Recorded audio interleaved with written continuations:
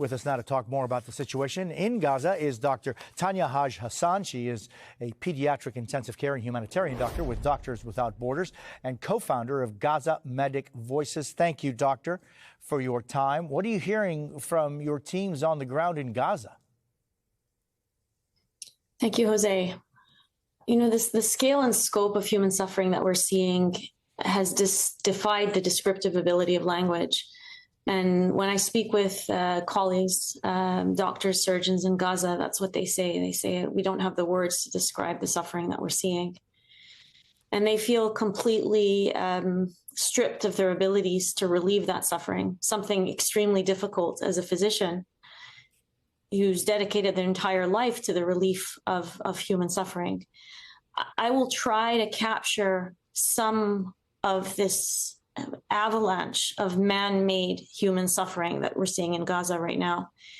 And it's very difficult to do following on from the reports that I've been hearing on your news network leading up to my interview, because everything is humanized except the experience of the Palestinian people in Gaza. We don't hear stories about entire families wiped from civil registries, of children loved by their parents who were killed in an instant, of all the children who have survived the death of their entire extended families. This acronym, Wounded Child, No Surviving Family, is not unique.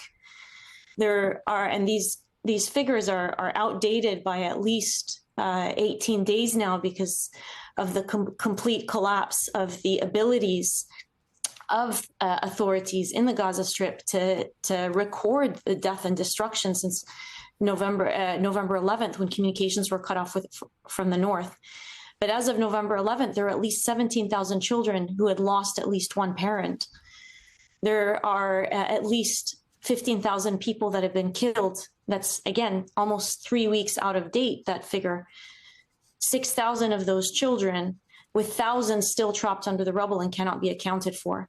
I'll paint a picture for you of some of the experiences we're hearing from colleagues of ours, doctors that had evacuated or been forced to evacuate south.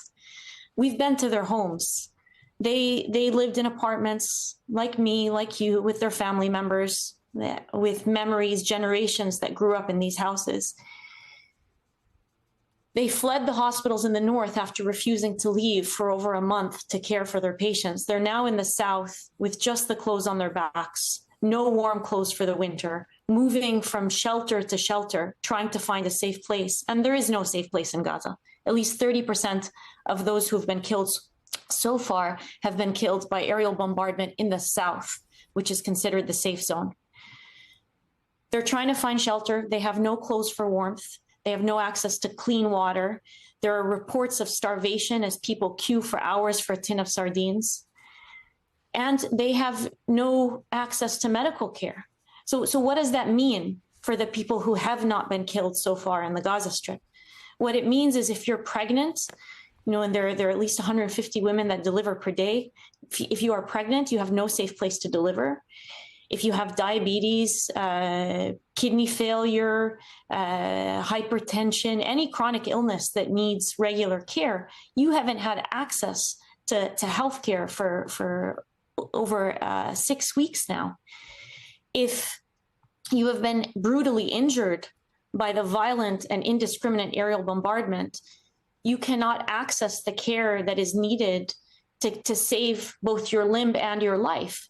These sorts of injuries, these extreme burns, you know, a report earlier this morning of a little girl whose entire family was killed and who has deep, 6-year-old girl, deep burns. She needs regular debridements. Debridements are surgeries where part of the burned area is removed and cleaned. She will likely, and I'm telling you as an intensive care doctor who cares for patients with these types of burns, she will likely die from her injuries because she doesn't have access to adequate care. 75% of all hospitals in the Gaza Strip are no longer functional. They've been destroyed by either direct targeting or indirect targeting. There have been over 300 attacks on healthcare facilities in the West Bank and Gaza Strip since October 7th.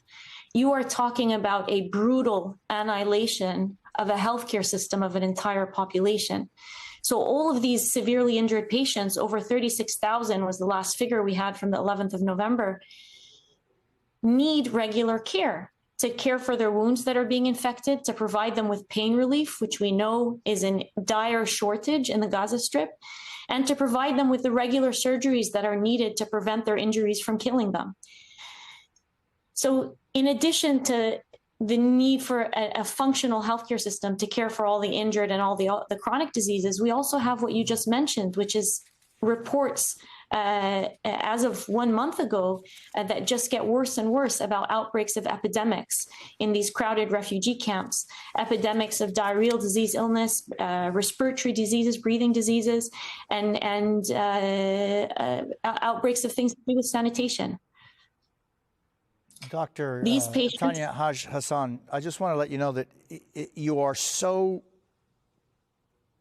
on point and so important that one does recognize that every human life matters, and to humanize that which is oftentimes ignored is one of the most important things that we as human beings can do to help humanize something that, as you say, you know, it's a man-made, man-created disaster. And, you know, it's so very few times do people sit and think and consider and hurt about what the horrible cost of war is.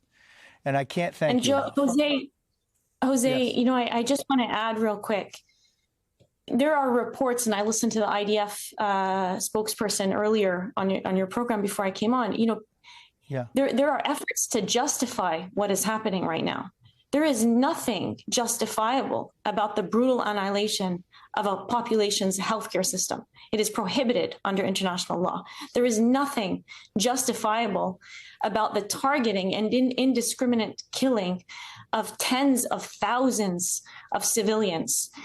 We have entered into a very dark era of humanity, where a nation can repeatedly and intentionally break international law in full view without censure. And I you know, as MSF, as Doctors Without Borders, we have had members of our team killed, doctors, while they are on duty in their hospital.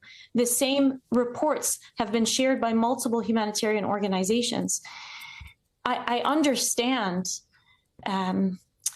that human suffering breeds more human suffering, but at some point we have to put an end to this violent cycle, and this justification for something that is unjustifiable cannot continue. There needs to be a permanent ceasefire right now, an end to all violence to protect civilians everywhere in Gaza Strip, in the West Bank, in Israel. There needs to be a permanent ceasefire. There needs to be an unhindered